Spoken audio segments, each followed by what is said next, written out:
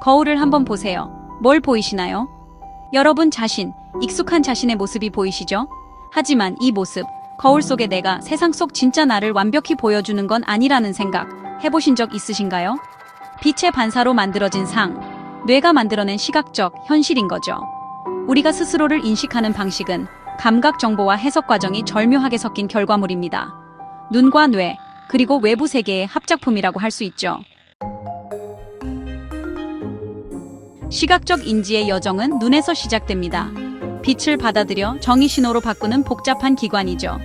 이 신호는 시신경을 따라 뇌로 전달되고 바로 이 뇌에서 진정한 시각의 마법이 펼쳐집니다. 하지만 뇌가 정보를 해석하기 전에 근본적인 반전이 일어납니다. 카메라 렌즈처럼 우리 눈의 수정체는 들어오는 빛을 위아래 그리고 좌우로 뒤집습니다. 즉, 눈 뒤쪽 빛에 민감한 망막에 맺히는 상은 실제 세상이 뒤집힌 모습이라는 겁니다. 눈앞에 연필을 든다고 상상해보세요. 연필 끝에서 나오는 빛은 사실 망막 아래쪽에 닿고 반대로 연필 아래쪽에서 나오는 빛은 망막 위쪽에 닿습니다. 우리 뇌는 이렇게 뒤집힌 상을 받아들이지만 세상을 거꾸로 보지는 않죠. 왜 그럴까요? 바로 뇌가 이 뒤집힌 정보를 이해하기 위해 나서기 때문입니다. 아직 완전히 밝혀지지 않은 복잡한 과정을 통해 뇌는 상을 다시 바로잡습니다. 우리가 시각적 현실로 인식하는 것은 바로 이렇게 수정된 상입니다. 우리가 매일 보는 거울은 시각적 인지에 또 다른 복잡성을 더합니다. 거울 앞에 서면 우리 몸에서 나온 빛이 거울 표면에서 반사되어 눈으로 들어옵니다. 이때 보이는 모습은 좌우가 바뀐 상입니다. 오른쪽이 왼쪽으로, 왼쪽이 오른쪽으로 보이는 거죠.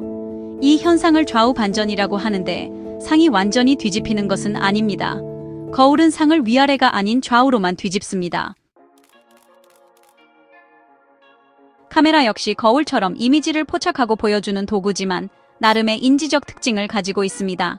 스마트폰 카메라든 일반 카메라든 사진은 결국 3차원 세상을 2차원으로 표현한 순간의 기록입니다. 렌즈 종류, 거리, 원근법 등 여러 요인에 따라 사진은 크기, 모양, 심지어 색깔에 대한 우리의 인식을 왜곡할 수 있습니다. 예를 들어 광각 렌즈를 사용하면 실제보다 물체가 더 멀리 있거나 작게 보일 수 있습니다. 간단한 실험을 해볼까요?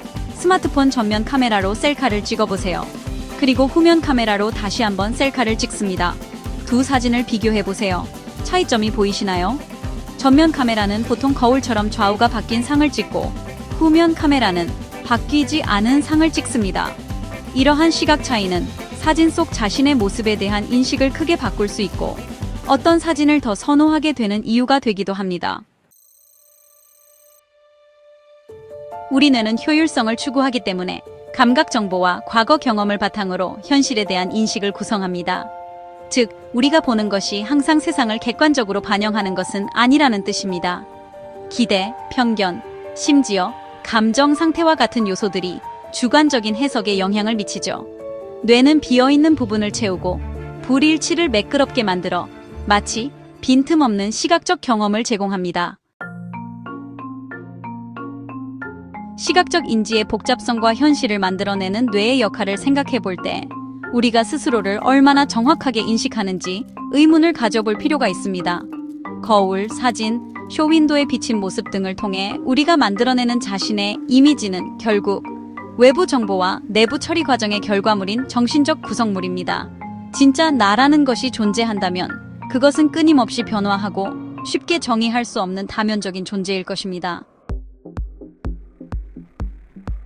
다음에 거울을 볼 때 거울 속 모습이 완전한 나가 아니라는 사실을 기억하세요. 그것은 반영, 표현, 자기 발견의 시작점일 뿐입니다. 자신과 세상 속 자신의 위치를 진정으로 이해하려면 표면적인 것, 감각의 한계, 뇌의 해석, 그 너머를 봐야 합니다.